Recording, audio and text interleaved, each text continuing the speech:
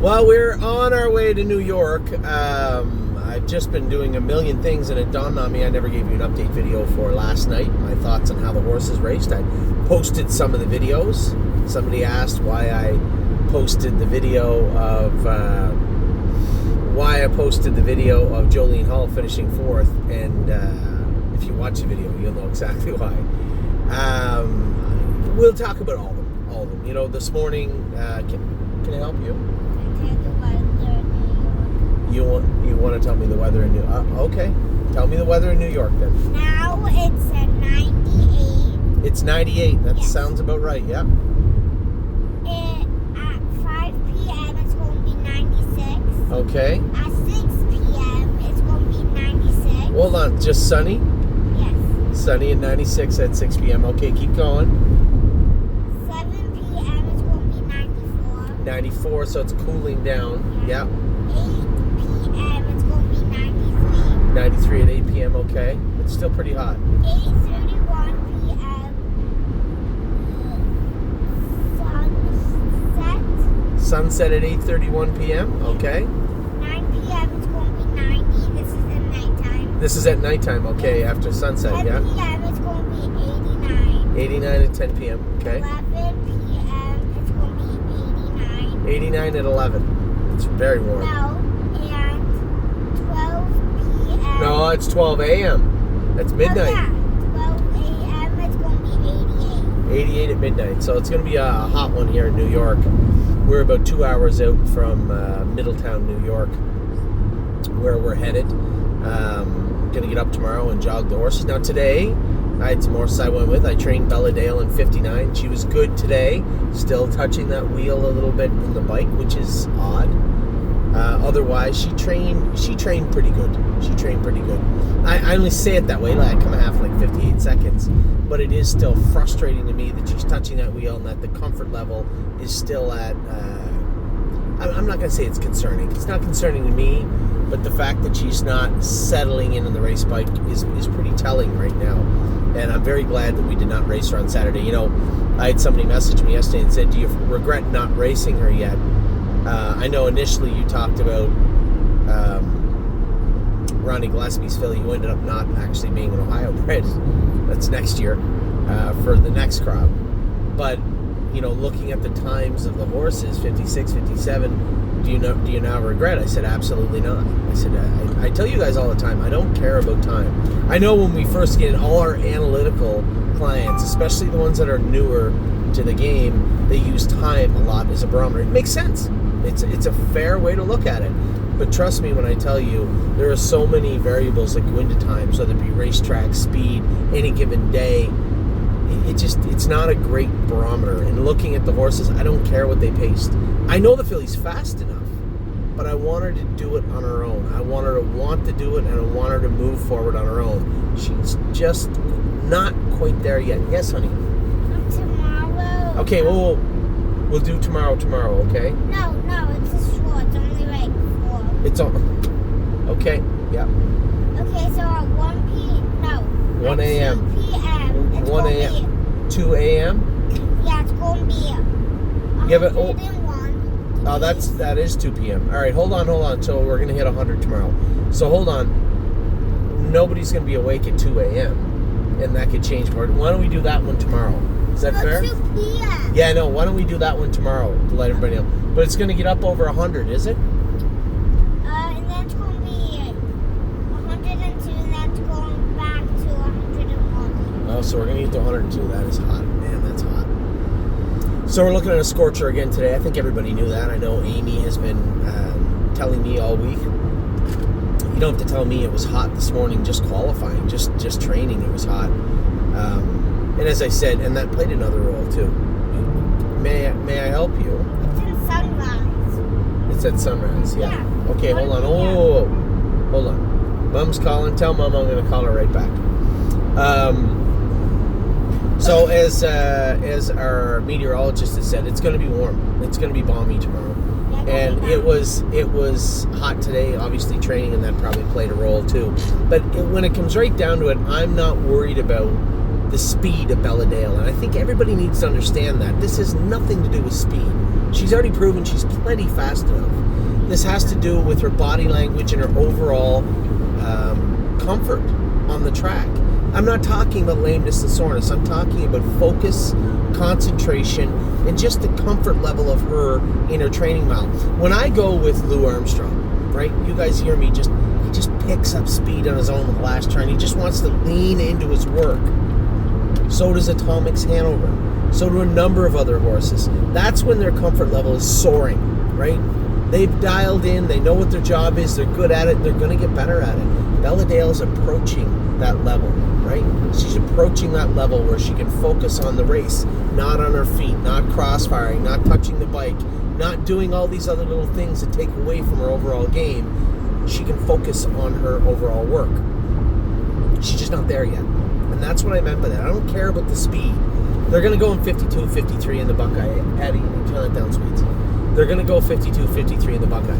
They just are. And I'm not saying that we couldn't follow. I'm not saying that we couldn't give a good account of ourselves. That's not what I'm after. I'm after the best form of this filly.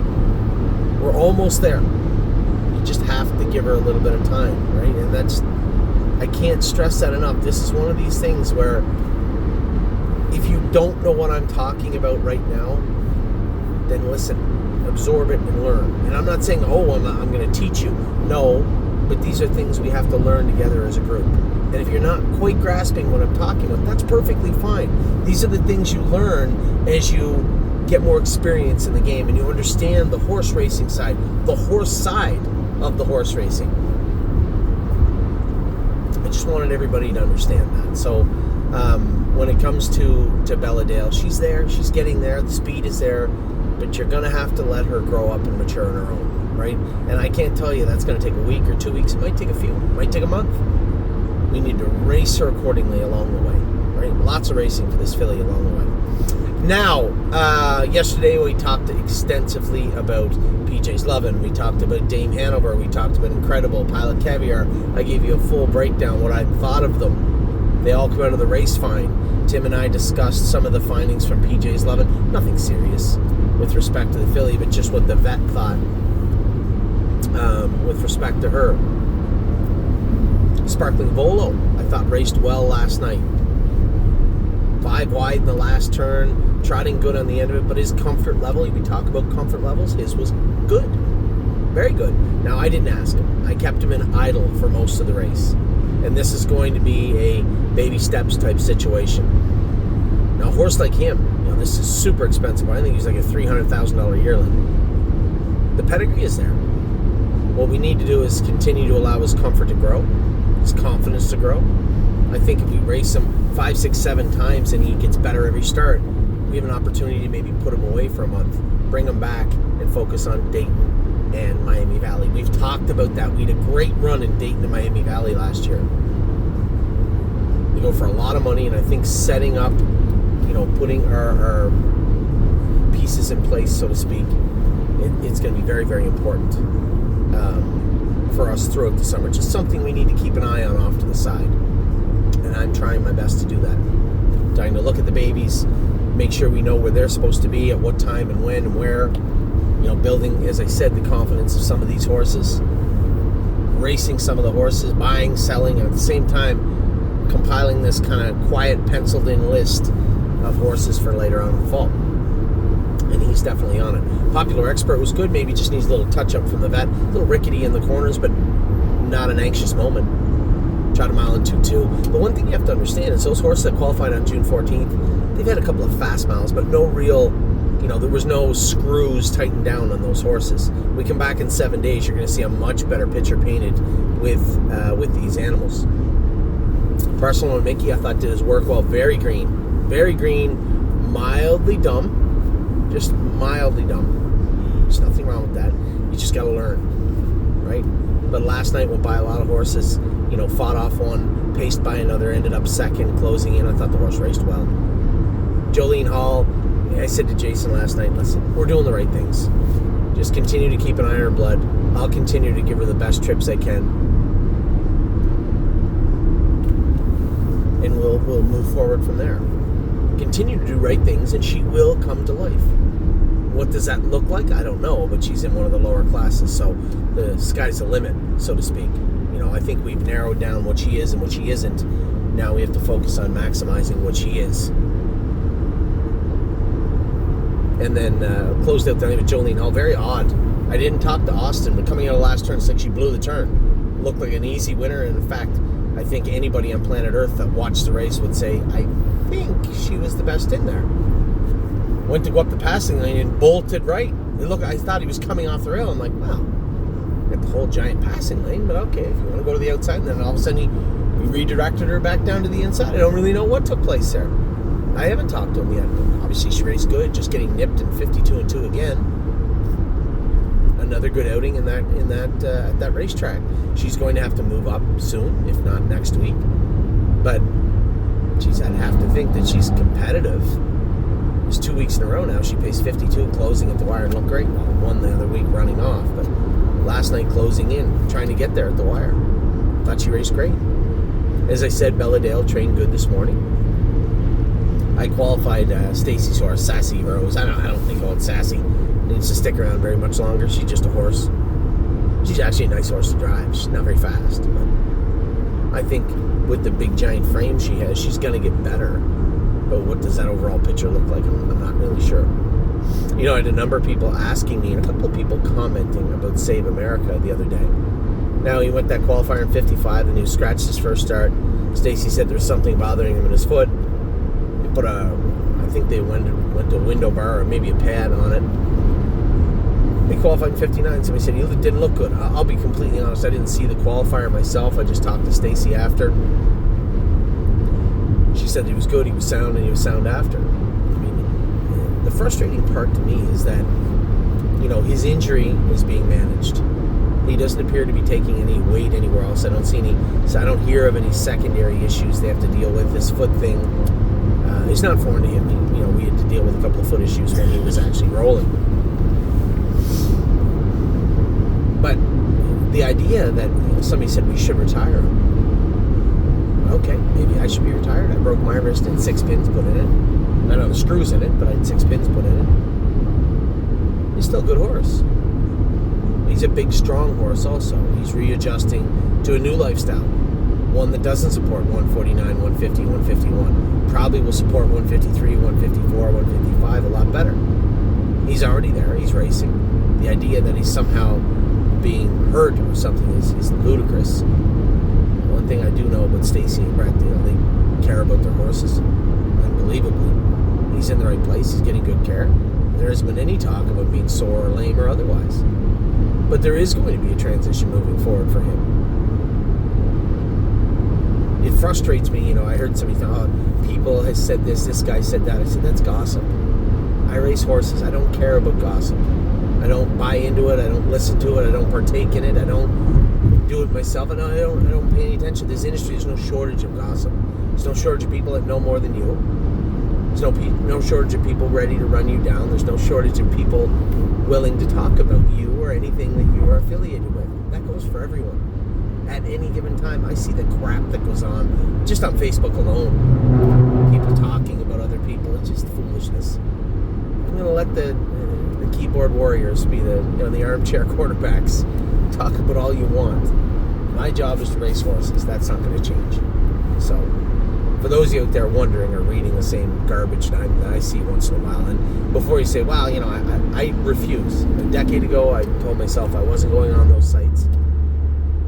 I wasn't going to look at it. I wasn't going to let it take up any part of my day or time out of my schedule, so I just don't go on them. But I do hear about them, and I do see people that say stuff on Facebook, and it just is what it is. I'm going to be me, you're going to be you, and that's that. There's nothing more to it than that. So for all my partners out there that make me read that stuff, I'm not saying disregard it. Take it however you want. But trust me when I tell you, everything on God's green earth has been done to get this horse back healthy, back moving, and indeed back racing. His injury was unfortunate and disappointing, frustrating, and to some degree angering. But it is what it is. There's been lots of horses in the exact same position as Save America raced hard for small amounts of money that didn't get injured. And whether it was in the trial of the Gold Cup or the one in Summerside or anything else, there was no indication there was anything wrong with this horse before he got injured. And his injury, albeit, as I said before, disappointing, frustrating, a little bit angering, was a racing injury. So we are patching up Save America. We are getting the 2-year-olds ready to go. We are racing the rest of our horses. I'm on my way here to race Supermind and X-Key tomorrow in New Jersey. I'm going to fly back and I'm going to race Lou Armstrong and Dublin's Ferrani in the Next Generation. I'm going to race our filly in Monticello on Monday. I'm going to watch Jailbird Jog race. Along the way, I'm going to stop. I'm going to race Perfect Thought and 4 other of our horses on Saturday. That's my job.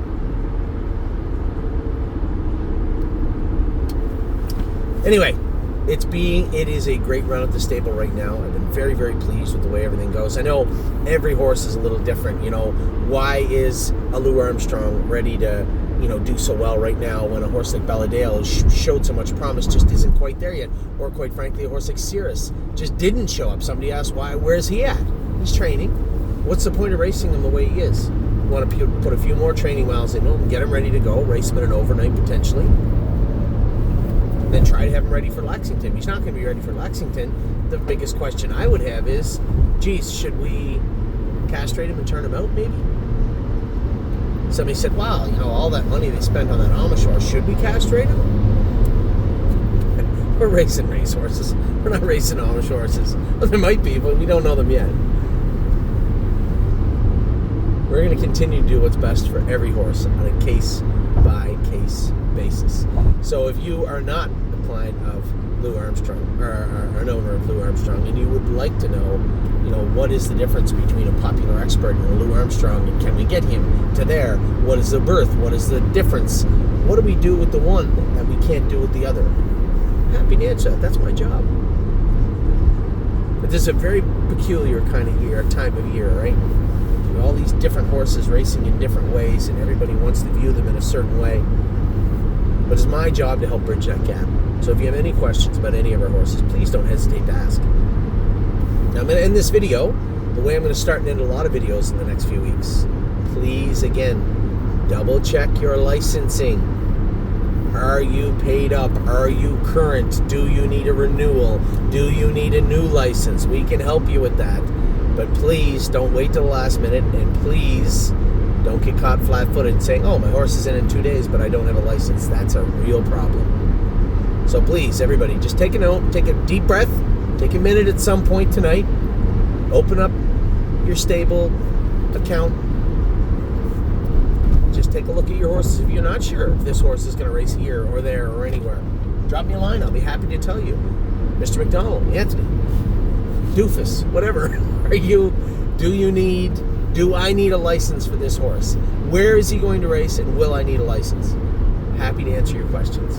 And if I do need a license, how do I go about getting it quickly? Happy to help you do that too. So the weather is great. It's hot. 102 right now. We just hit 102 driving down the road. Right there. What? 102. Yeah, really. So hot. Yeah, It's so cold and now it's I know. We're not complaining about the heat.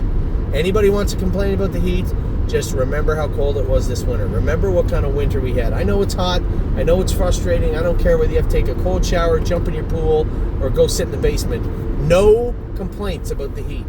None will be taken. Hope you guys are having a great week. And I hope we have a great weekend ahead. Take care, everybody. I will talk to you all very soon. Have a great rest of your Thursday.